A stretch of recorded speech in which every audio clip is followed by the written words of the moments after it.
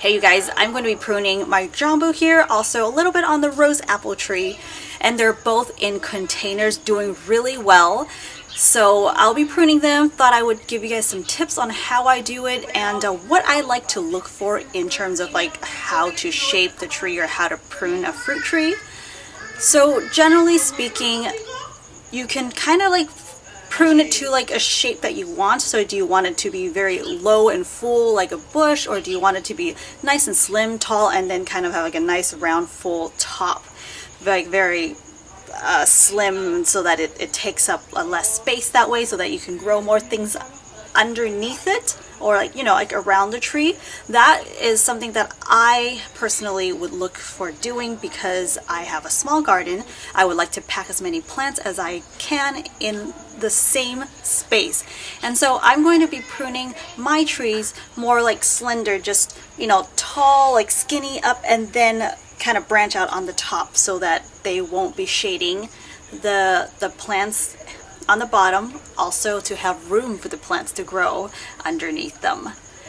And when it comes to growing like pruning tropical fruits, I tend to like pruning them around the time when they're actually growing, like, or are starting to grow, kind of like early spring or mid-spring or even very late winter, just because I like to give them a little bit of warmth in the winter. So I generally do not like to prune them in the fall so that they would be really bare in the winter time, because tropical fruit trees are sensitive to the cold. So you really want to give them enough energy to, you know, get them through the winter time. So you don't want to be pruning them so they're really bare, because they do tend to fall off. Like some of the leaves, or if not most of the leaves, may fall off depending on where you live and what kind of trees you have. But generally speaking, the tropical fruit trees, some of the leaves will fall off for me, even here in Zone 10 in SoCal or Southern California.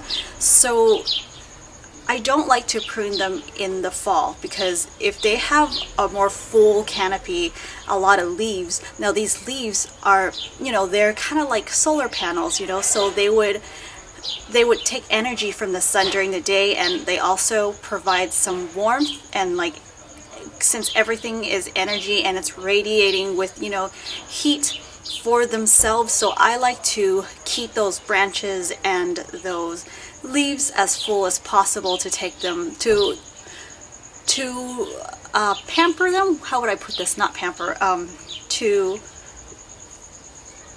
keep them warm and comfortable through the winter. And then when spring comes, that's when, you know, the day starts to warm up. Then it's okay for me to prune them so that they can get a little more bare. It's okay because the days are longer and it's warmer out. So yeah, that's why I'm going to be pruning right now. So I'll show you guys how I will be doing it. So let's come on closer. Alright, so we are right next to my jambu here. Some people call this a rose apple, but actually I have an actual rose apple growing right behind there that I'll show you guys just in a moment. So this one, if you can take a look at this, it's actually growing kind of all over the place, but I kind of let it be over winters just so these leaves can get enough energy, like I said, you know, in the daytime in the winter, so that they would keep the plant warm at night.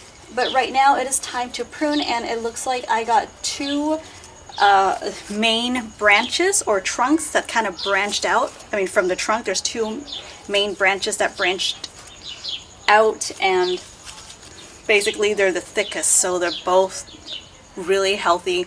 So generally what I like to look for, there's a couple of things that I look for before I make a decision on which one to cut away. So I would ask myself which one looks like it's the strongest one, and ideally I would like to keep the strongest, thickest branch so that the plant would, you know, flourish that way. So these two branches here are actually pretty even. There is one slightly stronger or thicker than the other one. Ideally I would like to keep that one. However, in this particular case, I'm going to keep the one that's slightly skinnier than the other one, just because the one that's more skinny is actually in the back and it's actually growing quite straight. So I'm going to keep that one because this one here, which is actually the strongest one of the two, is it's not growing that straight. So if I want to keep the one in the front, I'm going to have to force it with a stake and force it upright, and that's going to take a little more time. Also, it's kind of just branching out and sticking out this way, like forward. So instead of doing that, I'm just going to cut that and be okay with the second strongest branch. And it's okay, you know, because the plant will send its energy to the one that's, you know, staying, and it would just get it stronger, and over time it would mature and get thicker and stronger that way.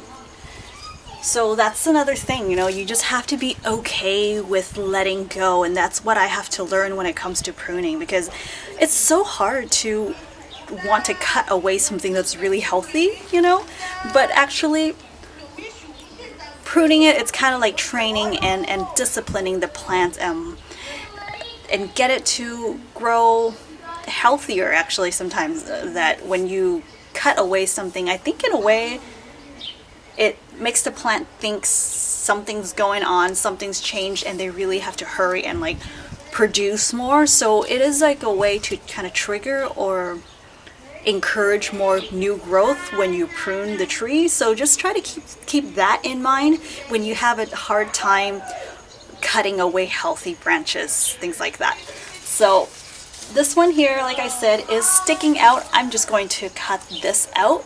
So if you don't have an actual plan on how to shape the tree, just take it slow. Just cut the branches away one by one and see how you want it to go, and just make everything flow. And here's the thing, when you're cutting, you want to leave a little bit, maybe like an inch or half an inch away from the main branch so that it wouldn't be injured. Here it is. And I'm just going to tell the tree that I am pruning so that I am making it more beautiful and encourage more new, healthier growths. Here it goes. Alright, it's already looking less crazy. So, I'll show you guys. See how I'm going to keep it? You can cut it a little more inward here, it's okay, but I would not trim it all the way where it touches like flush with the main branch, because you don't want to injure it or expose, you know, this, what do you call it, injury, or this opening.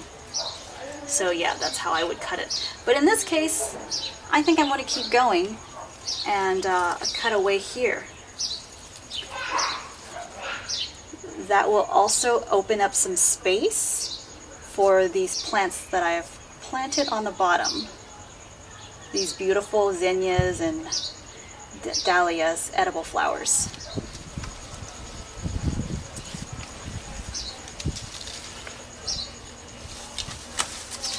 There we go. So splitting. The reason why I'm also choosing to just have it one in the center going upwards is because I want the tree to be stable, because if it has like a lot of fruits, or if it's placed in a place and it has like really windy, like a lot of wind that day, it's going to split it open if you have the tree fork up this way. I mean, that's more like you get a higher chance of the tree splitting. So I'm just going to cut this away to avoid that situation. Alright, that's it. Oh, that was so hard to do. But it's looking more like a tree now. And then once you cut something away, it actually encourages a bunch of side shoots. In that case, if you don't want any of the new growths, like wherever they grow them, and you don't want that, just cut them out. And you know what? This smells so good. Jambu. The leaves and the branches smell like the fruit. Kind of like mangoes too. Mango leaves smell like mango fruits. So here it is. It's already opened up. And then I'm just going to take this pruning shear and cut away this one because it's low. Because remember, I'm trying to keep the bottom, how do I put it, just, you know, tall. Trying to keep this tree tall. So the bottom is going to be bare. And then I can actually put a stake here to train it and also to help stabilize it. I got a stake here. I'm just going to place it in here and tie this plant up, prop it nice and sturdy.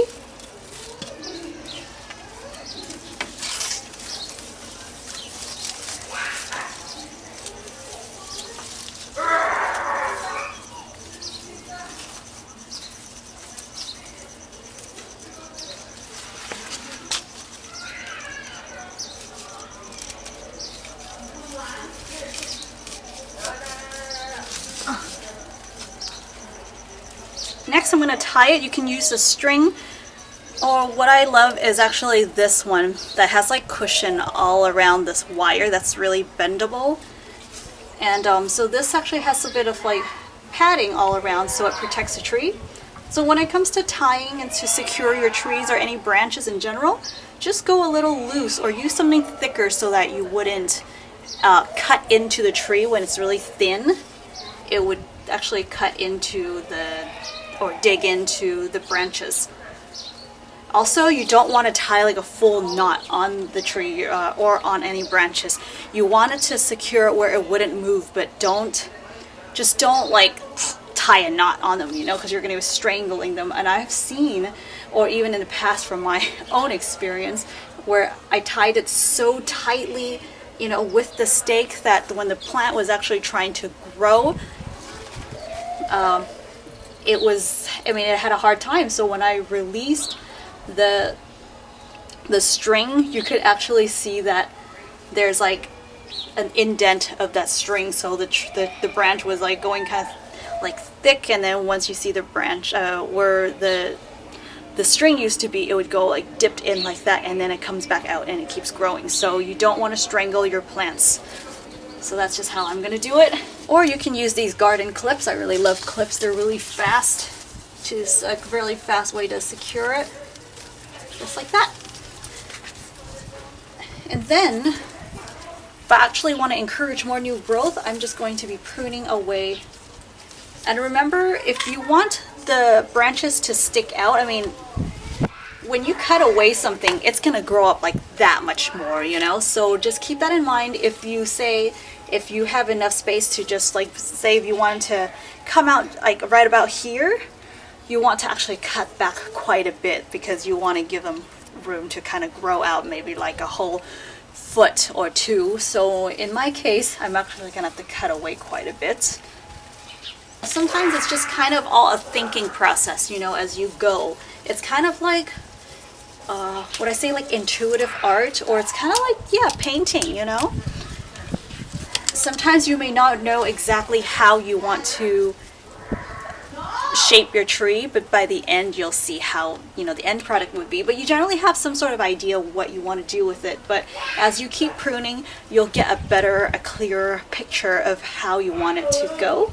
So just don't be too stuck with the thought of like, this was how this plan, like this picture I envisioned, it's got to look like that, because it may not always turn out that way. As you prune, you will get more inspired to do it a different way, or the tree will just tell you, you know, you just can't force it to do something that it's not ready to do.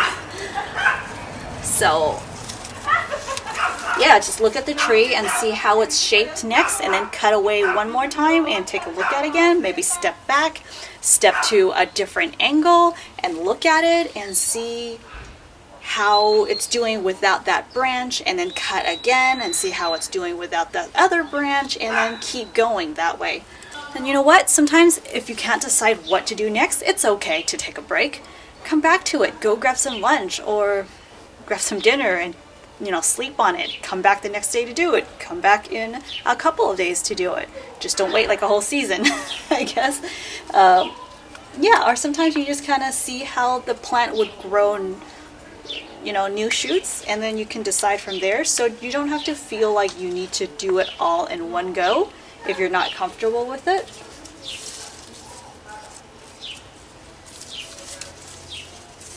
And then right here I see that there's already like a bunch of like little, those little pointy tips. That tells me the nodes there, it's going to have new branches coming pretty soon. So I think as soon as I cut this away, this portion, I'm not in the frame. Okay, so there's these little pointy things that's sticking out of the nodes.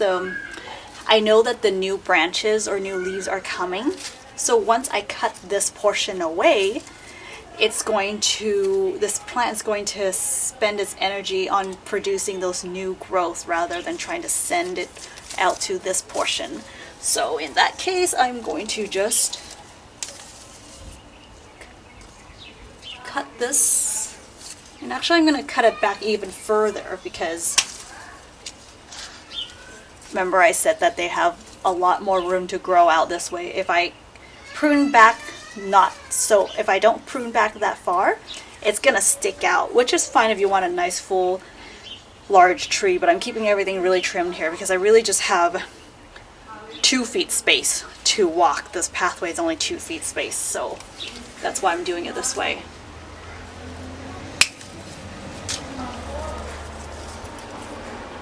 So I'm just cutting and saving that portion for the node to come out.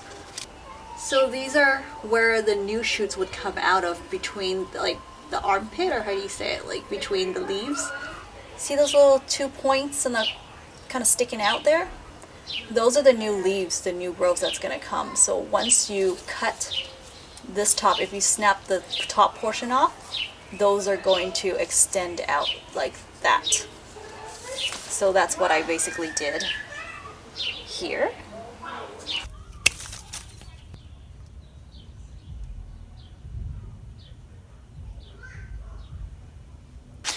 Alright, so this one is good. There's a little bit I want to trim on the roseapple there. So let me show you guys. I hope you guys don't mind a mess here. I'm still cleaning this place up. So when I'm looking at it, I kind of like, you know, encourage the growth to grow upwards that way, facing the sky, because when you have fruits, they're going to dangle down, they're going to hang and break the branch when the fruits get heavy. Also, you want it to go upwards anyway, because the more sun it gets, the more tasty, more sweet and flavorful your fruits will get. So anything that's basically the branches that are pointing downwards, I'm just going to go ahead and cut that away. Alright, I'm going to cut here about 1/2 inch away from the main branch. Here we go. Alright, I already opened up the space for the bottom, the lower canopy here with the edible flowers, so they can get nice sunshine and nice airflow. Also, you want to create this nice flow for the energy and for air circulation and for sunlight to come through, you know, every layer of the branches. So that's what you're doing sometimes. Any branches that are growing too closely together, you want to pick certain ones to cut away, so you're creating a little more space in between each layer, each branch. So you're pruning for something that's functional, you're pruning for aesthetics, but usually something aesthetically pleasing is also functional, because usually you like creating a nice flow for aesthetics, but then that also helps with light and air circulation. Let's see. Because this tree is actually going to be fruiting for the very first time, I don't want to shock it by over pruning, so I'm just gonna snip away little bits here and there just to kind of keep the tree, you know, kind of like cutting away your what do you call it, dead ends or split ends on your hair, or just trimming it or giving yourself a nice trim so that you keep things very like maintained and beautiful that way. So yeah, speaking of fruiting, this tree, I think I grew this tree from seed from my friend's mom's tree. which I have made an episode on the rose apple. If you guys want to check that out to see how delicious this fruit was, I'll link that video down below for you guys to go check out. It was so much fun to eat that. As soon as I had my hands on that fruit for the very first time, I was like, oh my god, I feel like I'm in love. You know, it's just literally smells like a rose, but it's sweet, because if you eat rose petals, it has a hint of bitter. I still enjoy rose petals, but this fruit tastes way better. So I think I grew it for probably between 3 and 4 years now. So finally it's got one set of flowers or buds that are about to bloom soon, and then another set that I actually missed out when I was away. So I didn't get to see them flower for the first time, but they are setting fruits right now. So I cannot wait to make a new episode and taste these with you guys next time. Guys, so for those of you who are wondering, can you actually grow fruits in a container? Yes, there are certain trees that you can grow, grow them in containers and grow them quite well. You may not get a crazy big tree full of fruits, but you will get a good supply of fruits, especially if you have a small space, and you got to work with what you have, and grow a bigger tree when you have more land in the future. But in the meantime, at least you get to enjoy it in the space that you are living in. So yes, I think a lot of tropical fruits, actually you can grow a lot of them in containers, but definitely try to go with the biggest size container you possibly can. For me, it's about 15 gallons. It's a good size for the biggest size for my space, because I have a narrow pathway and I have a raised bed on one side and then a lot of plants in the full sun, which is across from the raised bed. So yeah, work with what you got and experiment, and who knows, might surprise you in a really good way too. Well, that's it, you guys. I hope you enjoyed this episode, find this helpful, and like, share, and comment in this video, and subscribe to this channel for more videos to come. Also follow me on Facebook, Instagram. I do instant updates of my life, and if you would like to support my work, I highly really appreciate that. You could check out my website at wendyland.com. I'll leave the links of everything I just mentioned just below this video. Also the video on the jambu fruit, in case you guys are interested or curious of how it looks like. I'll leave the links down below. Also, for some of you guys who were wondering what happened to that jambu tree that I posted a couple years back, I'll give you guys an update, or I'll tell you guys a story of what happened to that in a future episode. Alright guys, thank you all so much. Have fun, stay safe, and just keep gardening, work with what you got, and things will just slowly unfold for you. Have fun, I'll see you guys. Bye.